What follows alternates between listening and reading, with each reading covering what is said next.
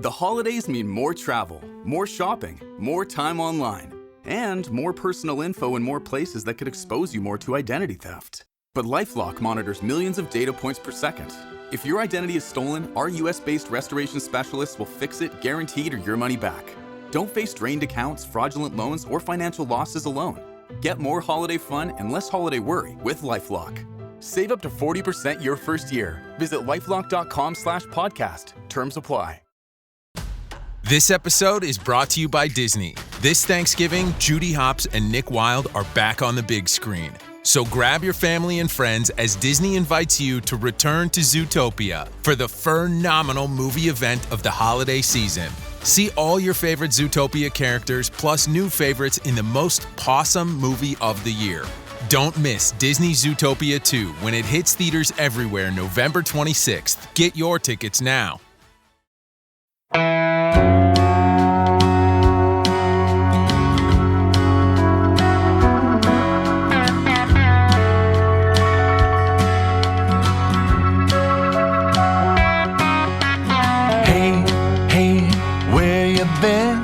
Buckeye Talk is about to begin. Hey, hey, hey, come on in.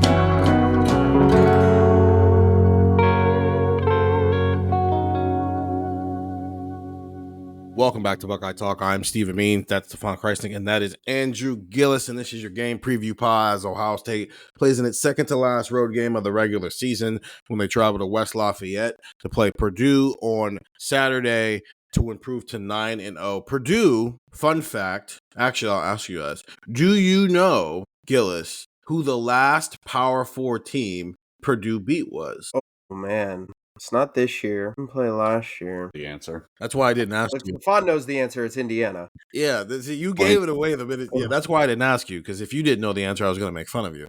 Gillis not knowing the answer is just normal, because there's no reason why he would know that. If, that's 2023. The Hudson Card, Purdue Boilermakers. It was, man. It was. What a time. What a time to be alive. It was 2023 the last time. It's pre-Kirk Signetti.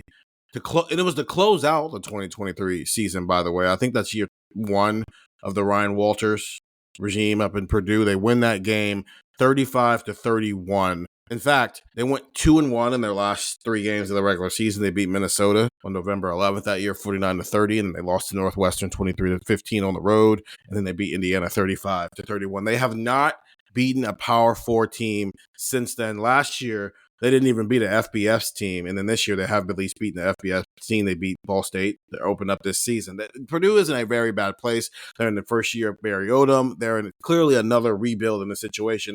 But, Stefan, Ohio State does have a history with Purdue that's a little bit wonky, right? Especially going to West Lafayette. They obviously won the last time they went in 2023. They won that one 41-7.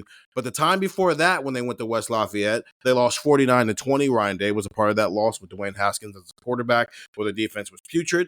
The time before that, in 2013, 5 years prior, they won 56-0. 2 years before that, in 2011, Purdue won 26-23. 2 years before that, in 2009, Purdue won in West Lafayette 26-18. 5 years before that, in West Lafayette, Purdue won 24-17. Though Ohio State did win in 2007, 23-7. So 4 and 5 is essentially what I'm getting to here in the last 9 times that Ohio State has gone to West Lafayette. And there's no consistent rhyme or reasoning for why they struggle against Purdue. There's always something, whether it's Rondale Moore, whether it's this guy or that guy, they just seem to have struggled when they go to West Lafayette. I know we're not anticipating that happening in 2025, but let's paint the picture. What would it look like? Because I think that's a way to talk about if there's any other things we're not necessarily concerned about, but wondering about this Ohio State football team. What would Ohio State going to 4-6 in its last 10 trips to West Lafayette end up looking like? Yeah, I mean, obviously, anytime we talk about Ohio State and the potential for an upset, it starts with Ohio State shooting itself in the foot, interceptions, fumbles, special teams, errors, things of that nature. That obviously has to play a part in it. I will say, though, this Purdue team, I mean, it's significantly better than last season, and the record does not reflect that, right? Well, actually, maybe the record does reflect it, because how many wins there? They're 2-7 right now. Yes. Yes. So they've matched their win total from last season, if I'm not mistaken, or they've already surpassed it. They had 1 win last year. You're right. They had 1 win last year, and they have 2 wins this year, and one of which they won 31-0 against Ball State. Yeah. So this team is significantly better from where they were last year. And like, you can start to paint a picture. I mean, it starts with quarterback and kind of what they have in Ryan Brown, who I think, all things considered, like when you take into account what's around him, I don't think he's a bad quarterback. Like I wouldn't call him that. I don't know if he's not elite, but I wouldn't call him a bad quarterback. And it's going to start with him, right? Their running back, who it sucks that he went down, Devin Mockabee. It sucks that he went down because he was kind of, trying to get to program all-time rushing record this season. And I don't know if he was going to get there, but he's a guy who's really well respected at Purdue and is kind of stuck with the program through some tough times. I'm sure he probably had options to leave and things of that nature. Suffered an injury, so he's not going to get a chance to break that record. So that puts some more pressure on Ryan Brown in this passing attack to be able to do some things, and they would have to do things that we probably haven't seen a ton from them this season, right? They've got decent weapons at receiver. Nitro Tuggle's got 4 touchdowns for them. Their leading receiver is Michael Jackson III, which is funny because Michael Jackson's from Northwest Indiana, but this Michael Jackson is from Las Vegas, but he brought himself to Indiana. So there you go. He's got 456 receiving yards this year, 50 receptions. So they've got some guys in the passing attack that can make some things happen. And Ryan Brown's a good enough quarterback to maybe take advantage of some opportunities that if they're there. So it starts there. Purdue doing some things offensively that maybe they haven't done a ton this season, and that maybe Ohio State hasn't allowed a ton of this season. And then you look at defense, not a great unit, especially in pass defense. Mm-hmm. It's a struggle, and I think you can circle that and say, hey, maybe this is a game where Carnell and JJ get some impressive numbers again. But I will say that they've got some dudes who can make life difficult, maybe put Ohio State behind the sticks. I think it's pronounced Manny Powell, a Columbus kid. He's got 8.5 tackles for loss this year, like toward the top of the Big Ten. He can make some plays happen. He started his career at Arkansas, then went to UNLV, and now is at Purdue. Followed Barry Odom from UNLV. So he finished his high school career in Arkansas in Fayetteville, but he's a Columbus kid. He grew up in Ohio, so probably someone that this Ohio State coaching staff at least is somewhat familiar with. And as I mentioned, like he's made some plays in the backfield, and when you look at Ohio State team that sure is very potent in the passing attack, is going to have opportunities there. I think there is still an element of Brian Hartline and Ryan Day to want to figure out what's going on in the running game. And this is a guy who could create some trouble for Ohio State. So we laughed last year at, Ryan Day being nice guy and saying Purdue is better than their record reflects. And we were kind of like, I don't know, they might be worse than their record reflects because their record has 1 win on it, but they can't beat an FBS team. So that 1 win might be deceiving. I think this is a Purdue team that's better than their record reflects. I think at the least they could have gone the Indiana route and had a weak non-conference schedule and had 3 wins to this point, but they scheduled Notre Dame, and Notre Dame I think is a good team, right? They're better than a Ball State. So I think this Purdue team is better than their record says. And all that to say, it has to be a perfect storm for them to compete with Ohio State, let alone beat them. Well, it's a 55% chance of rain on Saturday. So speaking of storms, I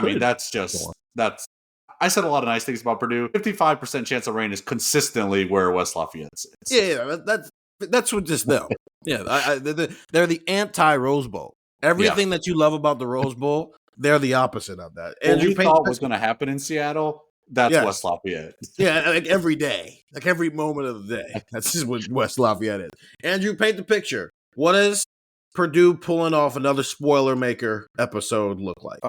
Well, we wake up in the morning and we say, the ground's cold, and we find out that hell is frozen over. I don't see this happening, but it would have to be, in my opinion, special teams. I think that is probably where this game can, hang around. Purdue's kicker's pretty good. Spencer Porath is a second-year player, 91% this year on field goals, 11 of 12, made all of his extra points. He's 2 of 3 from 40 to 49 in that range. He's 1 of 1 in 50, if I'm looking at this right from ESPN. Like he's made some big kicks and some good kicks, and like the way that Purdue happens in 2025 is, man, they're probably not going to score a lot of touchdowns against Ohio State, but if they could put together a drive and you get to the 30 and you make a field goal, and hey, they just killed 6 minutes and it's 3-0. And then Ohio State goes down the field and they get to the red zone and they fizzle out, and Ryan Day gets mad and sends a field goal team out there and they miss a kick, and wait a minute, it's 3-0 and there's 3 minutes left, and we just had 12 minutes of game time go by and Purdue's winning. I was looking at some of their games this year. Like, they played USC and they were 20.5-point underdogs. They kind of annoyingly hung around USC in that game. I think that was a game that kicked off at like 10 p.m. or something. USC was never in doubt of losing that game. They were up 20-3, but it was like 10-3, 20-10, 23-10, 30-17. Like, Purdue was always within spitting distance. The same was for Notre Dame the next week. Notre Dame scored, Purdue countered. Notre Dame scored, Purdue kicked a field goal. 28-13 Notre Dame, 28-16 Notre Dame, 35-23 Notre Dame. Illinois, they were winning in the first quarter. The Michigan game we obviously saw last week where, that game was certainly not over. It was a 4-point game going into the fourth quarter. Michigan scored a touchdown and Purdue countered with one, and they lost by 5. That is the path, right? Is that you have an annoying pest who won't go away, and then you shoot yourself in the foot by saying, hey, we just had a 5.5-minute drive that started at our own 10 after Purdue punted, and we're kicking a field goal, and we missed it. Or, hey, Julian saying, threw a pick, and it took a 5-minute drive off the board for nothing, and we didn't do anything. Like, there's no points there. It's like Stefan was saying, it's turnovers, it's mistakes, it's penalties. That's how Purdue hangs around. They have shown a certain pluckiness so far this season, but we'll see. Like, it says it's supposed to rain as the day goes on. Earlier in the day, it's actually going to be kind of nice, maybe 56. Sun, mix of cloud and sun. I'm looking at it right now. You keep talking about it. Don't jinx it.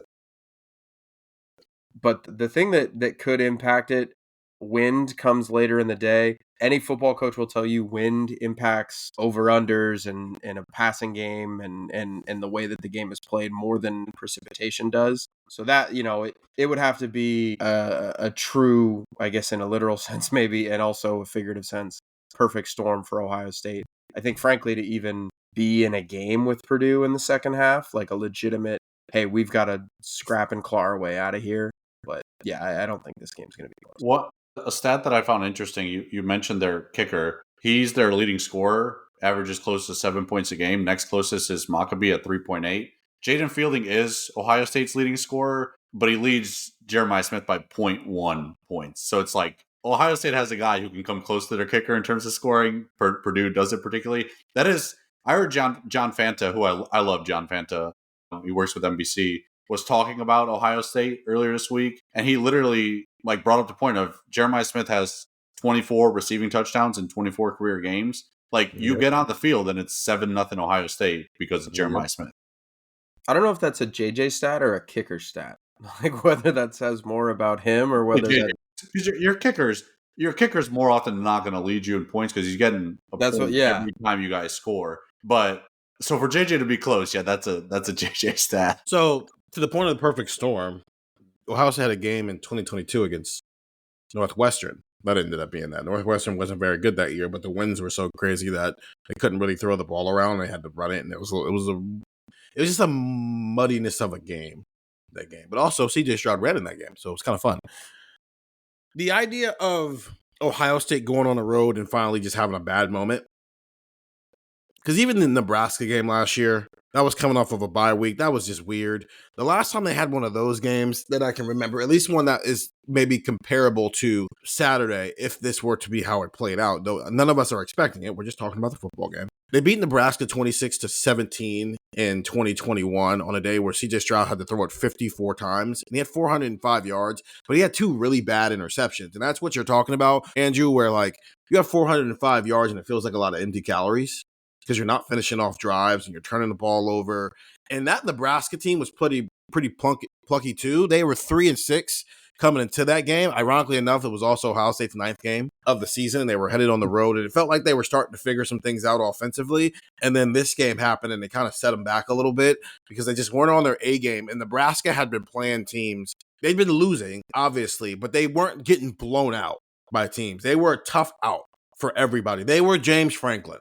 You were going to be a tough out, but you are not going to win this football game. And to the point, as you brought it up, they only lost to Michigan by 5 in a game that, quite frankly, the ball bounces a little differently here or else. Another call this way or that way, then maybe Purdue's a winner in that game. They lost to Rutgers 27-24, where you could say the same thing. The Northwestern game, they didn't play well. They lost to Minnesota by 7 points the week before that. Illinois is a significantly better team than them, and they put up 30 points on Notre Dame's defense. So when Notre Dame makes the playoff and people are saying, hey, you should take the under against Notre Dame, remember, Purdue put up 30 points against Notre Dame's defense. I'm with you guys, though. I don't think anything can happen that Ohio State can lose. And the reason why is this team has not shown evidence that they are going to mentally not show up for a football game, regardless of who they are playing. But if they show up thinking it's let's get JJ, Carnell, and Julian some stats for awards, then that's how you mess up. Because then you start trying to do stuff that we would do on a video game where you're just running 4 verts 3 times a game and maybe one of them finally connects instead of just doing what you need to do to continue to advance your offense. Or the wind and the weather is in a way that you can't really throw it. You can't use a superpower because Mother Nature took it away from you. And then we have to find out about the run game. And again, that's 2021 Michigan, where it started snowing, can't really throw it around. You got to start relying on your run game. And we found out you couldn't run the ball. Again, these are not problems we think are going to be issues for Purdue, but I do think a bad weather day where they have to find out about their run game can teach us a lot in a world where in 3 weeks we have to go to Ann Arbor, where the weather could be anything under the sun at the end of November. It could snow, it could be sunny, it could be anything. So it's less about who wins the football game today and more about what it can tell us about Ohio State, who still has to play 3 more games after this outdoors before Mother Nature stops mattering. Because even the Rose Bowl, like, it's an outdoor game, but the Rose Bowl is it's heaven. So, the weather thing is not really a thing the same way. Yeah, so, like Stephen, you could probably talk 2022 and earlier. I know you already brought up one game. Like, Ohio State has historically not done this under Ryan Day. Like, they've lost to one unranked team under Ryan Day, and it was last year's Michigan game, which had a lot more different connotation. I remember somebody brought that up, like, after the Michigan loss last year. They were like, and oh, by the way, this was Ryan Day's first loss to an unranked team. And I didn't. Yeah, Stefan wrote about it. Like, the idea of, like, what's going to give here? Is Ryan Day going to lose to an unranked team for the first time? Or is the Michigan thing going to play out? And it was kind of like, well, I think that was the video we did after Northwestern at Wrigley, where we were like, all right, like, Ryan Day, like, does this, like, he beats down on unranked teams. All right, something's got to give. Yeah. I remember it did not even register in my head that they had lost to an unranked team. And, oh, yeah, that streak is over until, like, 9 p.m. that night because everything else was going. I was like, oh, right, that happened. But, like, in 2023, they have definitely had, kind of mess around moments, mess around games. Steven, I think that Maryland game was a pretty good indicator. They won, and then they won that game by 20 points, right? That game was 10-10 going into halftime. Maryland screwed up the end of the half there, and I was talking to somebody who they were very upset with what Talia did at the end of the half. But then they took a 17-10 lead in the third quarter, and it was kind of like, what are they doing? 24, it was the same thing with Nebraska. But like you said, really for the most part, there's been like maybe one a year that is like a true, like, wow, they're really playing with their food here. And everything else has kind of been like domination, right? Like, they jump ahead on a lot of these teams and they put them down early. And that is, I think, impressive in its own right. But like that would have to be the thing that you're predicting this week is like, hey, if we're going to say that Ohio State messes around, it has to be this week. Like that has to be your calculations here. Like if you think it's possible for Purdue to keep this close. 2 other questions. Gillis, was it the Purdue game in 2023 when they were having the kids come out the stands and do like the field goal competition and they were making kicks at the actual scholarship? Yeah, it was the most ridiculous thing in the world because it was like a 25, 30, and 35-yard kicks, and they just kept moving the kid back, and the kid Yeah. kept drilling them, and then they sent the Purdue kicker out. Like, I swear to God, it was like he missed one before, and then like right after it, he missed another one. And I was like, this is just ugly for Purdue, man. This is just hideous. Oh, and this is just me being stupid.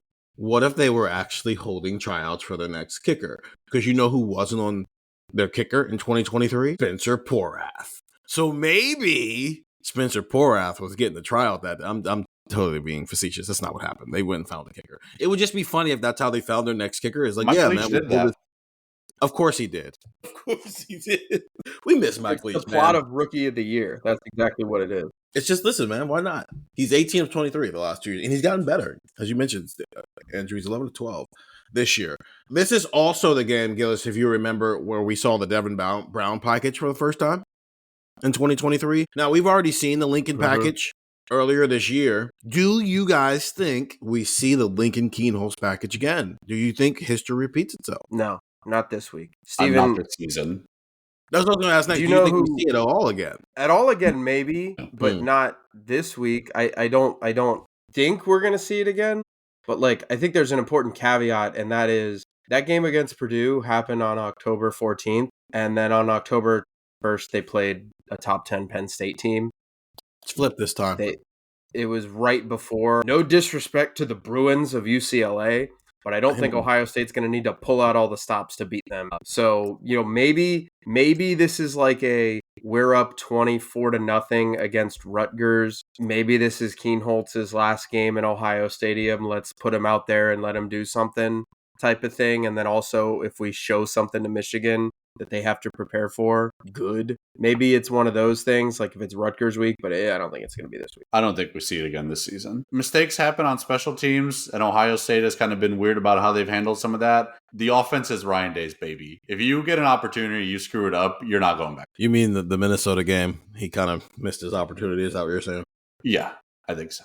I think especially after the 3rd and 4 scramble that Julian Sain just had the other day. Yeah, I think as Doug called it, the presidential package is no more. Yeah, I think it's more. Actually, no, I agree with you. I don't think it's more either or. I think it's two things stacked on top of each other. It didn't look good when they tried to use it. And Julian Sain just had a 9-yard scramble against Penn State, which I know that game didn't turn out from a kind of or standpoint to be what people thought it was going to be, but they still prepared for it like they thought it was going to be that type of game because of the talent on the other end. Julian Sain had a 9-yard scramble in that game that shows you don't need it. And they've been doing QB sneaks with him. It's fine. He's not Will Howard. No, he's not 6 foot. I think it was Landis who asked the questions of like, yeah, he's not 6'4", 230 pounds like Will Howard is, but he plays big enough to make up for that. So I think the Lincoln Keenholz thing was interesting in a world where Lincoln is still the best athlete in that quarterback room and has been the best athlete in the quarterback room since Justin Fields left it. But until we knew what Julian Sain's athletic profile was. And his athletic profile is enough to do whatever this team needs him to do as a quarterback. And they're not running QB power. So they don't need it. They just need him to wiggle around if he needs to wiggle around and buy time. And then every so often they might run a QB sneak with him or have him pull it on a read. But this isn't Urban Meyer's offense where you need your quarterback to run it 17 times. I do think we're going to see Lincoln Keenholz at least 3 more times this year, starting this weekend. Whew. So we're putting the over-under on 2.5? Yeah. Well, Okay. You know what, though? Like, I hate covering this team sometimes. We can't rule out Lincoln Keenholz getting garbage time reps in a playoff game because Julian Sain played in a playoff game last year. So I say 2.5 in the sense of like, assuming the game goes as predicted, they'll probably let him play at Ohio Stadium against Rutgers. Dude. I would imagine we see him at Purdue. So wherever you think the UCLA game lies, but it's like, I don't know, maybe the number's 3.5 because what if they just beat the hell out of someone in the Rose Bowl and Lincoln Keenholz comes in? I'm more inclined home game than road game. Day gets a little, every coach gets a little, I'm not going to just throw the backups out there on the road the same way they will at home. Because it's not like we saw Julian at the bowl sites. We saw him during the home game. Granted, we saw 3 quarterbacks that day. So if you're using that logic, hey, if Ohio State ends up with a home playoff game somehow because things get a little wacky here, hey, we might see Tavian St. Clair in a playoff game. But Did Devin Brown come in for the Rose Bowl last year? No, I don't think so. I'll check We can because I also can't fact, remember. yeah. Obviously not against Texas and Notre Dame, but I can't remember the Rose Bowl. Yeah, I don't think so. But while you're looking that up, I'll talk about one other person I want to bring up here. I'm always intrigued because recruiting is such a fun thing, right? And we make a big deal out of every player, especially when they're 5-star recruits. If you don't get the 5-star where it felt like you were supposed to get the 5-star, it's like, how come you didn't get the 5-star? The entire program is ruined. And so I always like to keep up with whenever you're playing against a guy who there was a once upon a time he could have been a Buckeye and he ended up not being a Buckeye, just like where are they now? And Tony Grimes, he was originally a 2022 recruit, 5-star cornerback. I think he was the top cornerback in that class. Like Ohio State was really in on him, like genuinely could have landed him with Kerry Combs. He ends up choosing North Carolina. He was one of 2 5-star recruits I think North Carolina had this 2021 recruiting class, along with an offensive lineman who I think has since transferred to Syracuse, whose name is escaping me right now. If you guys can remember it, 614-350-3315. Tony ends up reclassifying to 2021. Enrolls at North Carolina. He spends 3 years there with the Tar Heels where he had a consistent role. And then he transferred to UNLV for 2024 where he was also a starting cornerback. And now he's here in West Lafayette. So it's just fun. I just remember back in the spring of 2020, everybody freaking out about Tony Grimes and about every 5-star, right? How come they didn't get this 5-star? And when they don't get one, it's like, the world is ending. On the back end, you're like, it's fine that they didn't get Tony Grimes. And it's not because he's a bad player. It's just things worked out for everybody. Tony Grimes got to be a 3-year contributor at North Carolina, and then he was a starter at UNLV, and now he's a starter at Purdue. And now he's playing Ohio State. And Ohio State ended up with Jordan Hancock and J.K. Johnson and Denzel Burke, and 2 of those 3 finished their career with the Buckeyes as national champs. And now the cornerback room's awesome. You know, it's just fun. Did you find out, though, Stefan? Yeah, he didn't. Will Howard is the only quarterback to play in the Rose Bowl. So okay, so take that into account when you're betting the over/under 2.5 or 3.5, whatever we ended up setting the line at. I'll say you don't think he plays at Purdue just because it's a road game? I won't be shocked, but I'm not going to bet it. Okay, we'll put it at 2.5 then. Because there's also an element of if the weather's a little bad, they want to keep the ball out of harm's way and probably just try to get out of there. So I think we're going to see a lot of the receivers. I think if Quincy Porter is available again, we'll definitely see him. Mylan Graham, Phillip Bell, Bryson Rogers. I think a lot of the travel roster will play on Saturday. I just think with quarterback, it's a little bit more like, you don't want to put it in harm's way. But I'll say with confidence he plays against UCLA and Rutgers. I don't know. Andrew, 2.5 for the rest of the season. Over under. How many more games do we see a quarterback other than Julian Zan? Kind of think it might be over because I don't anticipate this game being close. And if this game is I think this is going to have a little bit of like the Wisconsin flavor where it's like, man, they're just really beating the snot out of this team. And yeah, it's 21-0, but like, come on, man. Like they've had 4 drives and they screwed up on one of them, and they've scored 3 touchdowns, and Purdue has 18 yards. Like I think it's going to be a little bit of that, but UCLA stinks, and like I understand that they had that little run after they fired everybody. I think their magic is out, and I guess we'll find out. They play Nebraska this week. Maybe we'll find out if they've got some juice left.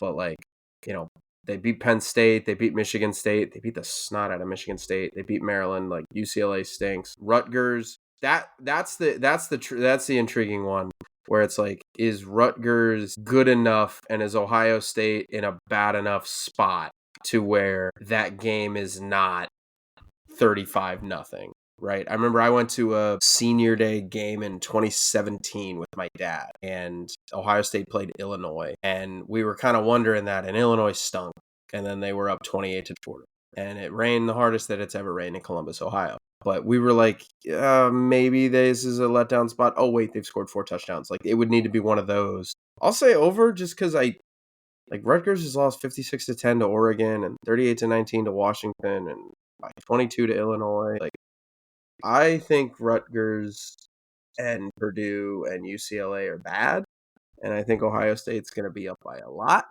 And I think when it's 35-0, hypothetically, or in the ballpark of that, as you get closer to the Michigan game and as you get closer to the college football playoff, I don't think you're going to need to say, we need to get this offense in rhythm. They need to stay out there for another drive. I think you're going to say, okay, get off your feet and sit down, and let's rest, and let's get the other guys some rest here and some reps here, because we may need you in the playoff run. I'll say over. So far this season, Lincoln Keenholz has played in 4 games. He played against Grambling, Ohio, Minnesota. He's played in 1 road game, and it was literally the last snap of the game. He went out there to kneel, and that would be a heck of a way to backdoor this. If they just do that with him again, it's like, hey, Lincoln, we're going to send you out there to do the kneel. That'd be unfortunate. Okay, let's game preview.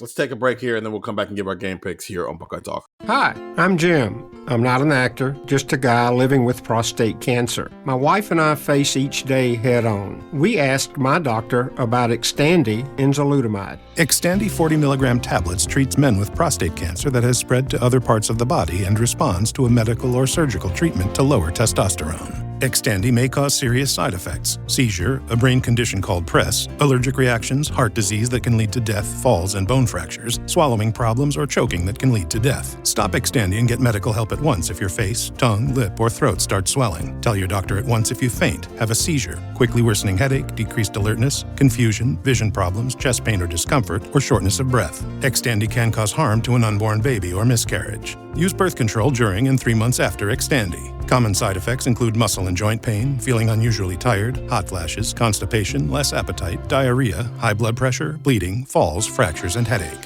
Visit Xtandi.com to watch my story. Optimism isn't sunshine and rainbows. It's fixing things, changing the way we fix things. It's running the world on smarter energy. Because if optimism never stops, then change can't either. GE Vernova, the energy of change. Ohio State's got 1 more road game left before it heads to Ann Arbor as they head to Purdue this weekend where they're 29.5-point favorite. I'm Stephen Means, that's Stefan Krajisnik, and that is Andrew Gillis. And these are our game scores. 29.5-point favorite, Stefan, over under 48.5. Where you going with this? Going with old reliable, Ohio State to cover and for the under to hit. I'm saying Ohio State wins 42-3. Which I think is the exact same score from the Minnesota game. And I think that's about what we're going to see in this contest. I know we talked earlier on the podcast. If you're watching on YouTube, go listen to the podcast. We talked about, weather playing a factor and things of that nature. I think it's going to be fine enough for Ohio State to do what it does. I think Jeremiah Smith and Cardinal Tate will be able to put up any numbers that they desire against a, pretty troublesome Purdue secondary and Purdue pass offense. And I think, I said earlier this week on our outrageous predictions, I think we see Bo Jackson have a pretty good day, running the ball. I think Ohio State's going to try to do some things with its running game and break some explosives. And I think with Bo Jackson now, seemingly healthy after, dealing with some things before the bye week, I think he's ready to break a few big plays. So Ohio State's kind of going to have its day, offensively and do whatever it wants to do against Purdue. And I'll give Purdue the benefit of getting a field goal because we talked about how good their kicker is. So if they can get on the plus side of the field, maybe once, I don't know, that could be off a turnover. It could be off, Ryan Brown, who I think is a pretty good quarterback, breaking a big play in the passing game and they get to field goal range and they get on the board. I think this Purdue team is scrappier than we saw last season. And Barry Odom's a pretty good coach and he'll have them ready to play. But I don't think they've faced someone yet of Ohio State's caliber. And I think Ohio State is starting to become, no pun intended, kind of the train that we thought that they could be. And I think coming out of that bye week, playing against Penn State, we kind of got to see what things look like full force. And I think Ohio State is going to try to be full force while being responsible in terms of injuries and playing it safe and things of that nature throughout these next 3 weeks to get itself ready for the regular season game at the end with Michigan. So 42-3, I think Ohio State cruises in this one. So just as an update to the people out there, Stefan is 8-0 in picking the winner of games this year. He's 7-1 against the spread and 5-3 against the over and under. That's the best of the trio in terms of the over under. Reliable. We all suck at picking that. Well, no, you picked the over last week and they had the over. That's why you're 5-3. Sure. Congratulations to you, man. And leading in that category. Andrew, what's your game score? Ohio State 45, Purdue 7. I do think Purdue scores a touchdown, but I don't think they're going to get much of anything else. If I had to bet which half that comes in, I think it's the second half. I think Ohio State rolls in this one. So that's cover and an over. This Ohio State team has not shown me that even their down weeks can get squirrely, if you will. This Ohio State team has really just kind of dominated pretty much everybody from the start. And you look at the games that they have played this year, and I think the one game where they didn't cover was against Ohio, and they outgained them by like 400 yards. And Ryan Day gets to the postgame press conference and starts lamenting the red zone offense, and those were the issues, right?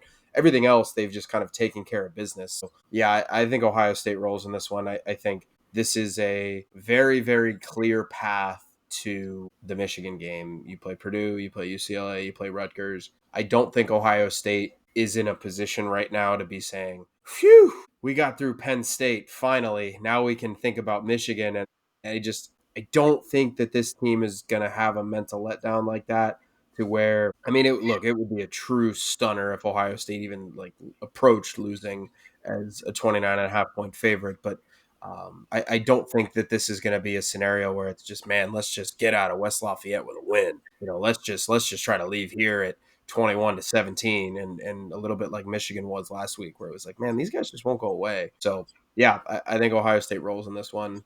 I think the Buckeyes feel really good about where they're headed into the home stretch of the season. So Purdue has played Ryan Day's Ohio State team 3 other times before this. They played in 2021 when they won 59-31. That defense was horrid. And Jeff Brom was also the coach at Purdue at the time, and he gets pretty creative with the play calling. So it was a little bit of both of those things. The offense is awesome, the defense is horrid, but also Jeff Brom's a good football coach.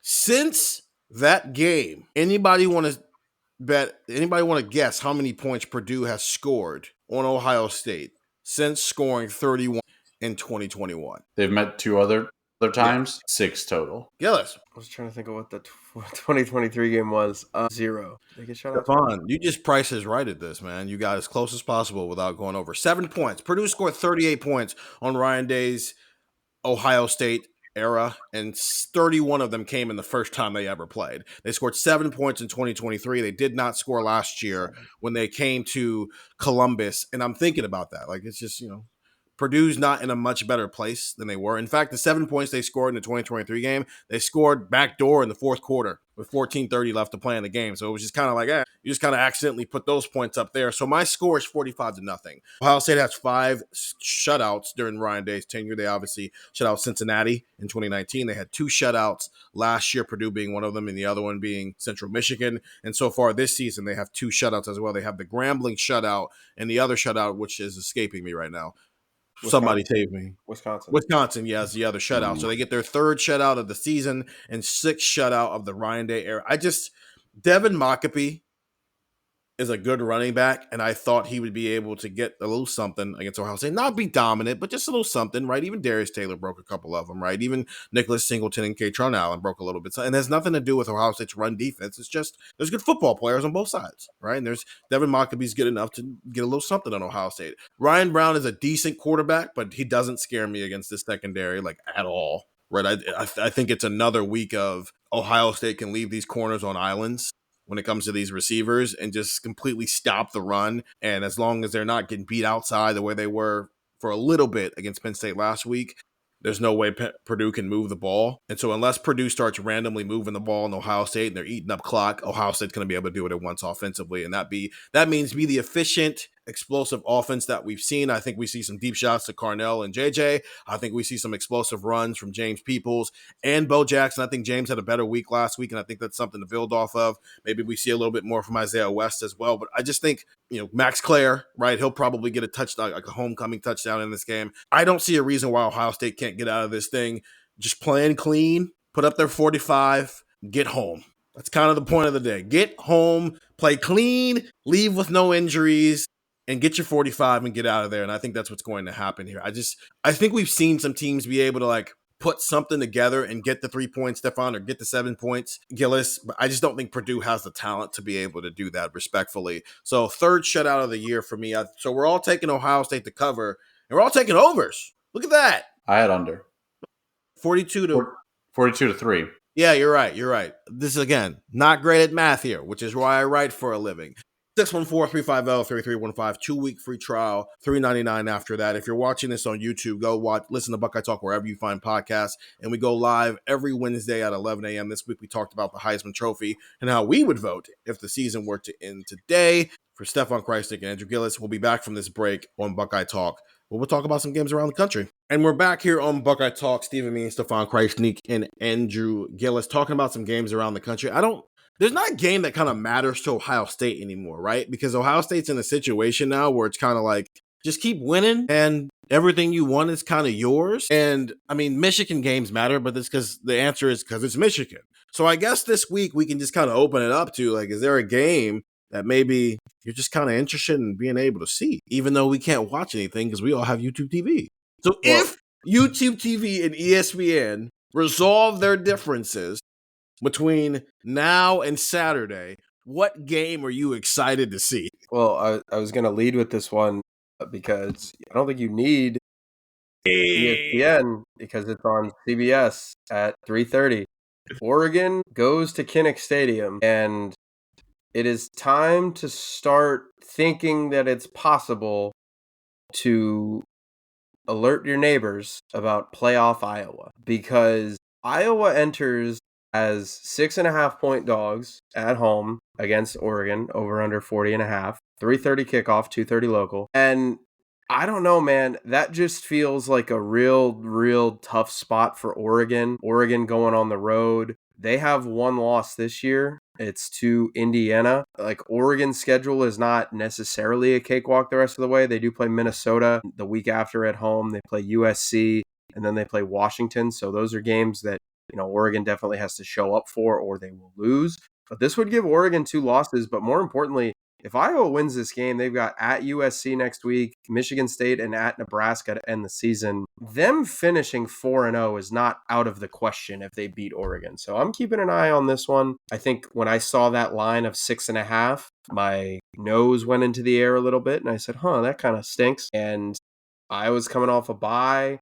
I think that one could get a little weird, and we could be in for an upset special at Kinnick Stadium. So that is one I am keeping an eye on, because the more 2-loss teams the Big Ten collects, the more interesting this gets, not from an Ohio State perspective, I mean, and maybe in terms of like a future opponent, but then you start getting into the conversation of, okay, which 2-loss teams across the SEC, Big Ten, and Notre Dame are getting into the playoff, and you would be vaulting Iowa up while dropping Oregon down to 2 losses. I think if Oregon loses this game, they're not making the playoff. I think if Oregon loses, I don't think I don't think two 2-loss Big Ten teams get into the playoff. No. I think, in all seriousness, I think Penn State screwed Oregon. Oh, yeah.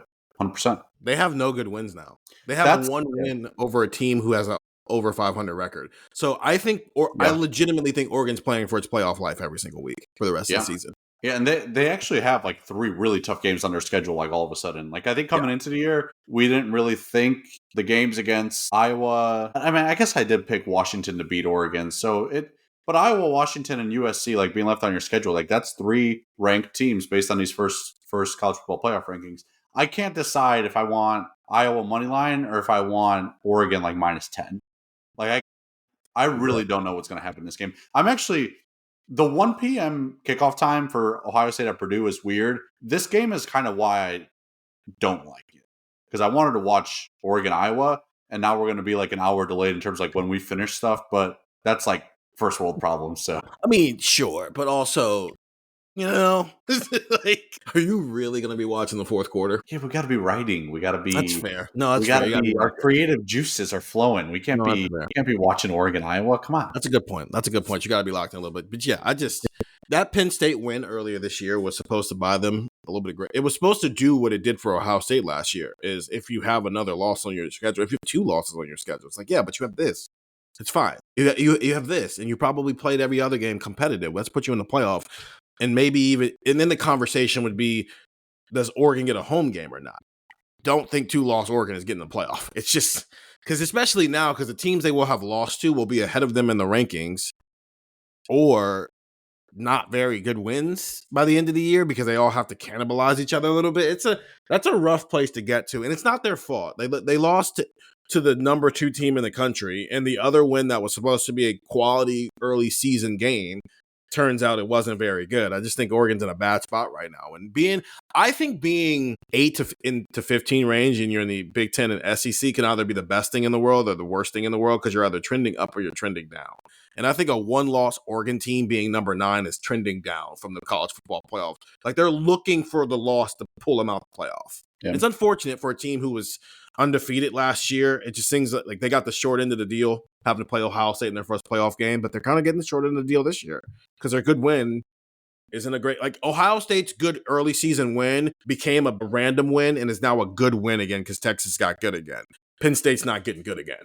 So it's unfortunate. And they would also, like, if Oregon loses, they would also need Iowa to lose again because both would have 2 losses at that point. And a head-to-head win in November would be... It would be Iowa, though. If it can't... That's what I'm saying. Like, if you get 10-2 and Iowa beat Oregon 4 weeks earlier... Yeah, November when head-to-heads actually matter as opposed to head-to-heads from September and August. Right.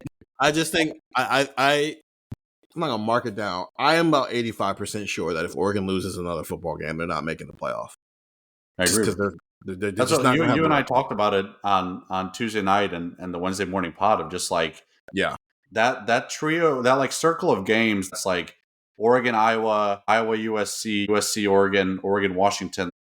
I genuinely worry that might cannibalize itself to the point where the Big Ten only gets 2 teams. Yep. And that's where like Michigan beating Ohio State kind of feels like the only like it's either Oregon winning out or Michigan winning out that feels safe to like get like a 3rd, maybe 4th team into the playoff. Michigan winning. In which case, Ohio State fans are just fine with the Big Ten not getting multiple or too many teams into the playoff.